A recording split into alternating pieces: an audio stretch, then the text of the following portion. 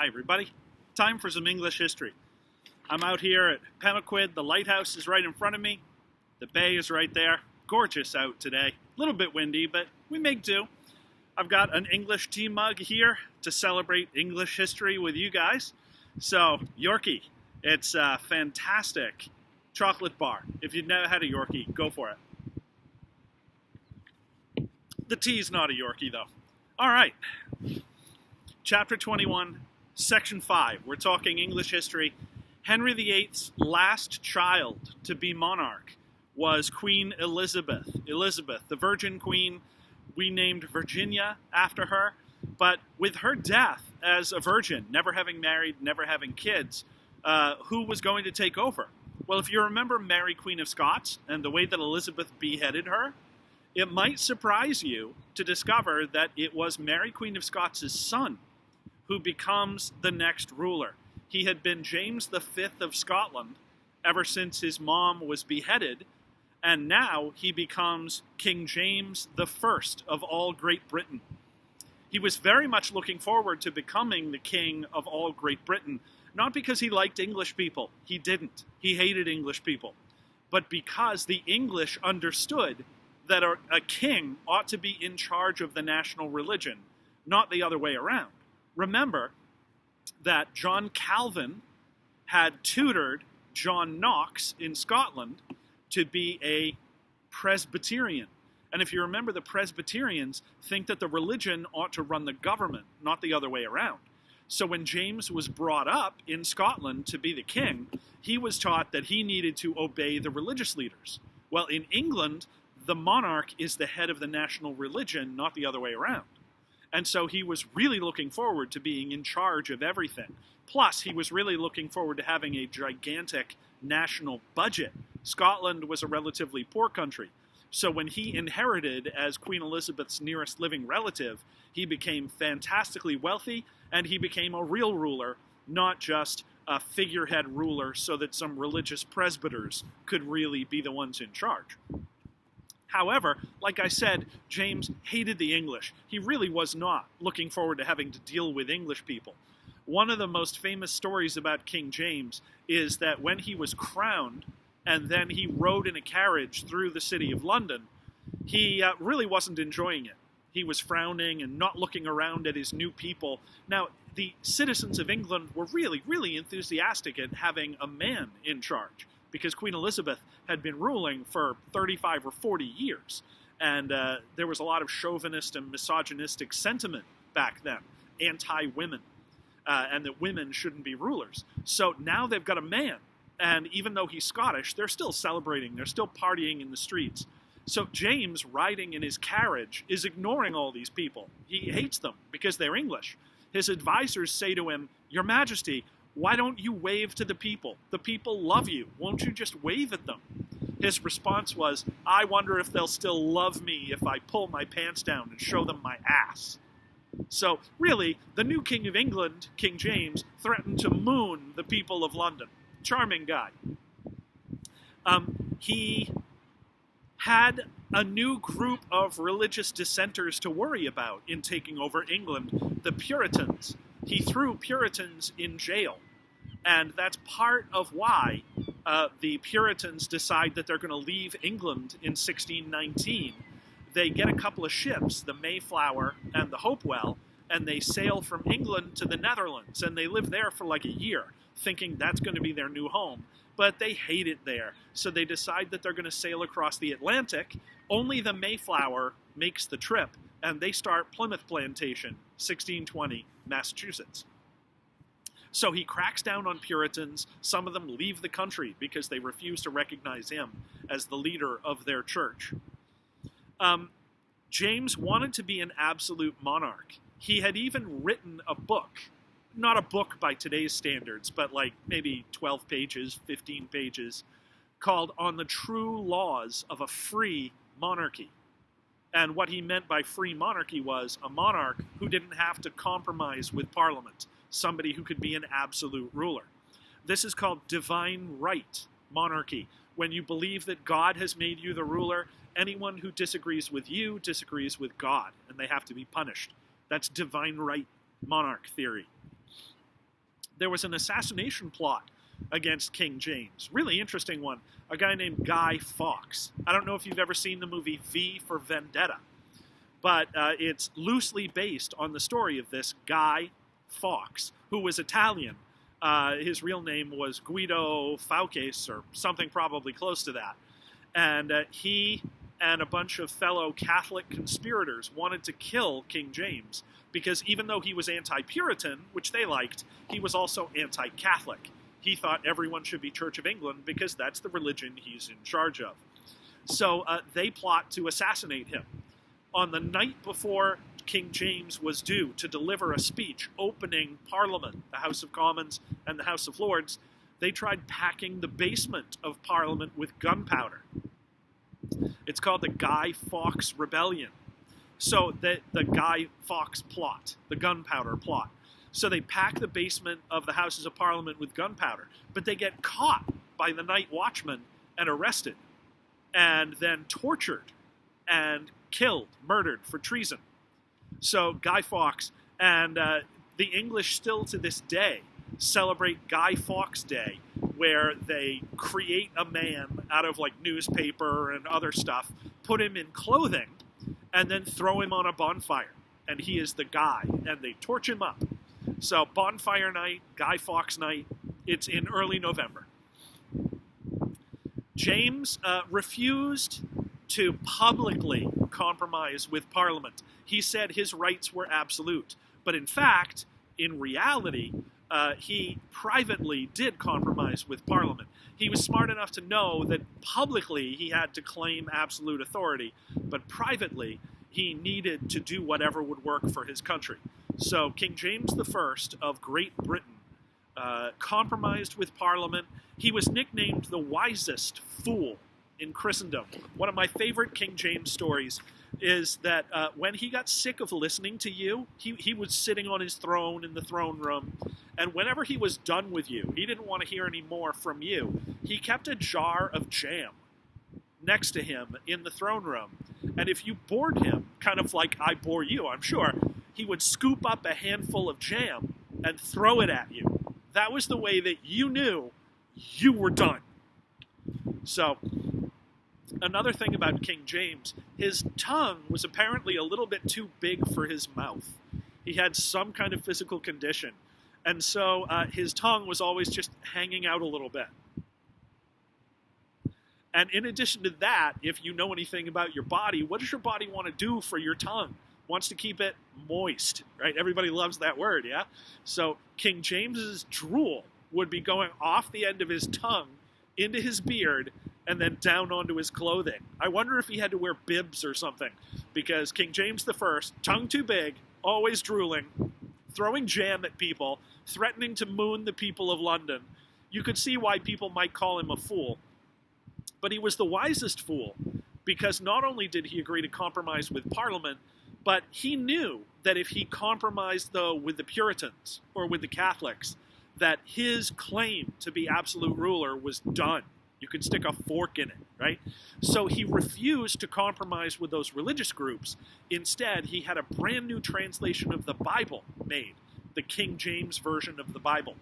So he had a translation of the Bible made, and intentionally, all the spots where people are monarchs, they are monarchs in the Bible with God's blessing, and they are to be listened to more.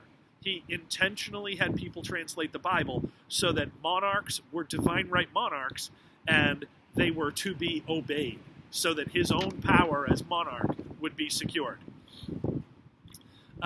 He said, no bishops, no king. If you erode the power of the bishops of the Church of England, if you take away the ability of the Church of England and the bishops to do their job, you take away the loyalty of the people from their king.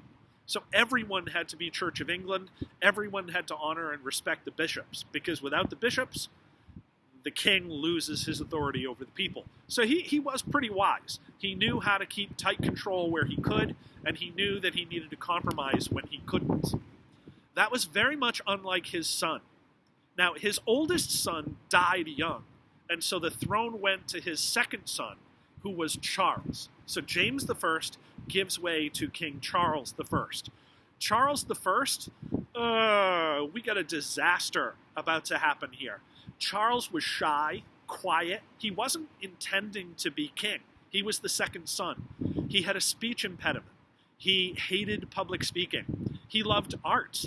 He was very quiet and shy, but he had the largest privately owned art collection anywhere in the world at this point, King Charles. King Charles inherits the throne, and there's trouble right away. He's not willing to compromise with Parliament. He saw what his dad had done, but moreover, he listened to what his dad had said. James I had told everyone he was an absolute monarch. He knew enough to compromise with people, but his son Charles did not.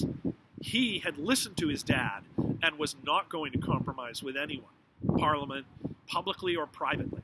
So we've got a problem with King Charles I, the next king. Charles believed in divine right, and he believed in it absolutely.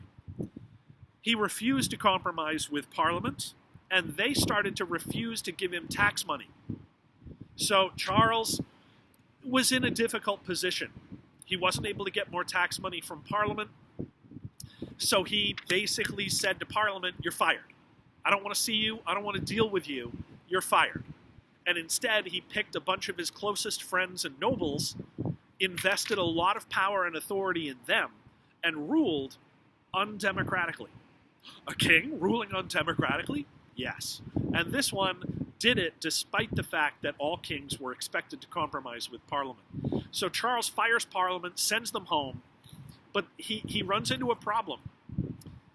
Even though his family is from Scotland, he's not Scottish. And he doesn't enjoy the religion of Scotland, Presbyterianism. He tries to force the Presbyterians to become Church of England. He sends them a new prayer book. He tells the bishops to take control over Scotland, and the Scottish rebel. It's said that the day that King Charles told the bishops to read the new prayer book to people and tell them that the king was in charge, they ripped the pews up out of the floor and threw them at the front of the church at the bishops all over Scotland. People were violently rebelling.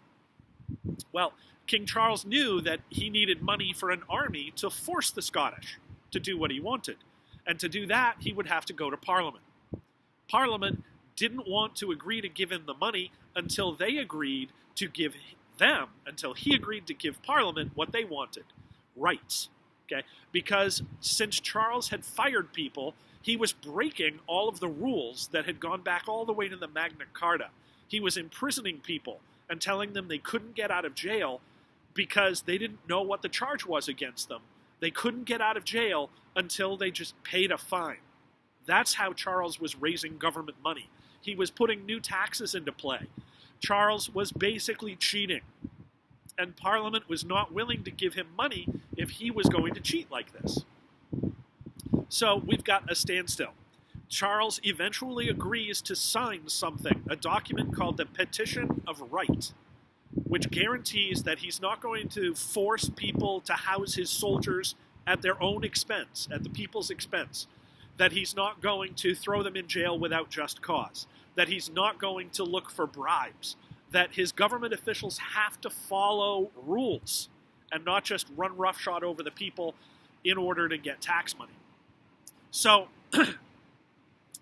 he had to sign the Petition of Right so that they could put down the rebellion in Scotland, make them be more Church of England. He called Parliament together to do this. They forced him to sign the Petition of Right, but after he signed it, he ignored it. He just went on being himself. He didn't think he really had to compromise, so King Charles creates a civil war. The leaders of the House of Commons in Parliament basically said the king is doing illegal stuff. We declare the king needs to come and answer for it. They jailed his government advisors, and they even executed some of them for treason, including the Earl of Stafford. Now, Charles was not cool with his government advisors being executed, so he sent an army regiment to Parliament to go and arrest the ringleaders in the House of Commons. they got advanced warning that the army was on the way, and so the leaders left. But they said before they left that by sending the army to arrest the representatives of the people, King Charles had declared war on the people of England, and that they were in a civil war now, the king versus the people. This is the start of the English Civil War, 1642. King Charles had control of the army and the nobles who ran the army. Unfortunate for him, though, a lot of the navy was sympathetic to Parliament. So the armed forces were split in this civil war. The navy supported Parliament, the army supported the king. He won the first land battles. Parliament lost the first battles, but eventually they managed to get a good leader. Now, the forces of the king were nicknamed the Cavaliers. Cavaliers comes from the French word for mounted soldiers, cavalry.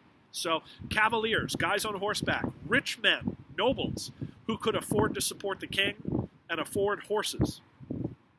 Whereas the Protestant, Presbyterian, and Puritan forces who represented Parliament's side in the Civil War were called Roundheads because they cut their hair short. They followed the Bible lesson that men need to have their hair cut short off their temples. So they were called the Roundheads. They are Parliament's forces versus the Cavaliers, the king's side. The king won the first battles of the Civil War, but Parliament found a good leader, somebody who went to Europe and looked at what was happening in the 30 Years' War and copied the new modern strategies and the new modern military equipment that was literally being tested in the 30 Years' War in Central Europe. His name was Oliver Cromwell. And when he came back from studying, he raised this new army called the New Model Army, a model army, an example for everyone to follow. And this new armed forces for England won the Civil War. Over the course of several years, they crushed the king's side, and the English Civil War was a victory for Parliament. Interestingly, I went to school in northern England in college, and I was in a city called Preston, up in the northwest. It's near Liverpool, near Manchester, and Preston changed hands in the Civil War many, many times. Preston had to swap sides because the army would come in, the king's army, and take it away from Parliament. Parliament's army would come in and take it 6 months later. So Preston switched sides many times during the Civil War. It was a nasty, brutal Civil War. Families were split.